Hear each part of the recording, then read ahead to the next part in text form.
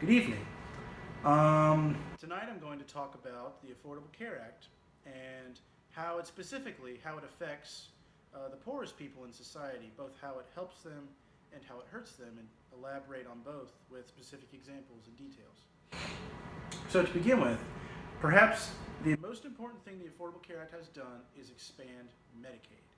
Now, Medicaid is defined as, quote, a joint federal and state program that helps people with medical costs that have limited income and resources, unquote. It's defined as such by Medicaid.gov. So, in essence, Medicaid is government issued health insurance for those who have no alternative. They cannot afford anything else. So, besides making it more affordable to go to the doctor, Medicaid is also seems to be working in those states that have chosen to expand it. For example, in a study reported by the LA Times and conducted by the Harvard School of Public Health, uninsured residents in the states of Arkansas and Kentucky, states that have elected to expand Medicaid, is far less than that of a state like Texas, which has not elected to expand Medicaid.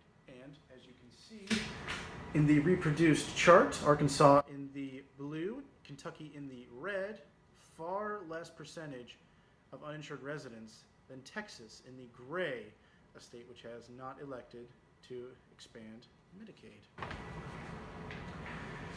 However, critics of this Medicaid system have pointed out that just because more people are going to the doctor, it doesn't necessarily mean that they're getting healthier, which is something to take into consideration. Secondly, the Affordable Care Act has greatly diminished the amount of accrued medical debt in the United States since it was enacted, especially among poor people. So, the expansion of Medicaid as a part of the Affordable Care Act has afforded many low-income people the opportunity to pay off the medical debt that they have acquired and that they owe to collection agencies. According to a study conducted by university researchers and members of the Federal Reserve Bank of Chicago, quote, those who signed up for Medicaid under the law reduced their collection balances by $600 and $1,000 each, unquote, according to the Washington Post. However, although Medicaid has lowered the amount of medical debt in the U.S., this is still a big issue when compared to other modern countries such as Canada and certain European countries and Scandinavian countries even. The amount of medical debt in the U.S. is far above those countries where medical debt is really not an issue that much. And this is a big problem in the United States, where it affects not just poor people, but people of different classes and socioeconomic statuses. So this is a problem that transcends all of that.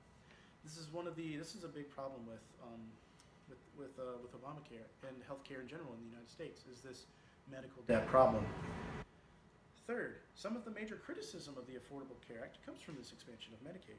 For example, Scott Atlas, writing for CNN, has decried the expansion of Medicaid as, quote, a disgrace, unquote, owing largely to its $450 billion, annual budget, and claiming that this kind of program puts an undue burden on the taxpayer. So, Atlas seems to be arguing from a more Nozickian standpoint of thinking on healthcare. Robert Nozick, a staunch libertarian in his beliefs, believe that, quote, there are no grounds for transferring resources from those who have them legitimately, unquote, as we learned in class, in lecture.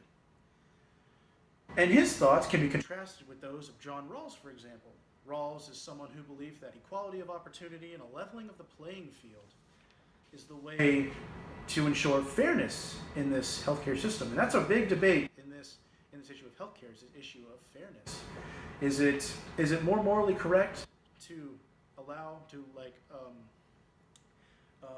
equality of opportunity, make sure everyone has the same starting point, or is it more moral to agree with Nozick and say that no, you don't have the right to take money from people who have earned it legitimately and redistribute it? And other critics will also argue that the Affordable Care Act forces people onto its coverage by not allowing competition in the marketplace among private insurers, forcing people onto something like Medicaid, which many doctors now are refusing to see new Medicaid patients. And finally, regardless of wherever one might stand on this issue, what is the future of the Affordable Care Act? Well, ever since the election results in November, we are now under a Republican-controlled Congress, presidency, and Republicans hold the majority of state governorships and state legislatures, And the future doesn't look so bright under this, because Republicans have been trying tooth and nail to repeal the Affordable Care Act ever since it was enacted in 2010. Many people are not pleased at this possibility, decrying these actions, and wondering what the millions of people are supposed to do once they lose their health insurance if it is repealed, if they get their insurance through the Affordable Care Act. But Republicans have staunchly defended their actions and their beliefs, saying that the government interference in the healthcare, is what is causing all these problems. And if you take the government influence out and allow the competition amongst the private marketplace to give people the best policies that they can, the best packages they can, is the way to go. So, to conclude, there's perhaps no more divisive an issue in modern America than this issue of healthcare, in particular the Affordable Care Act. For if you ask people, no matter what position they hold, if they will speak of the Affordable Care Act positively or negatively, it is bound to provoke a strong response.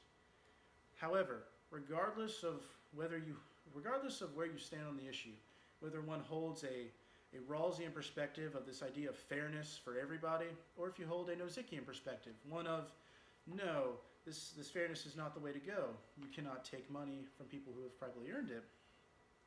One cannot deny that the Affordable Care Act has had a large effect on the poor population, whether good or bad, depending on how you look at it. Thank you very much.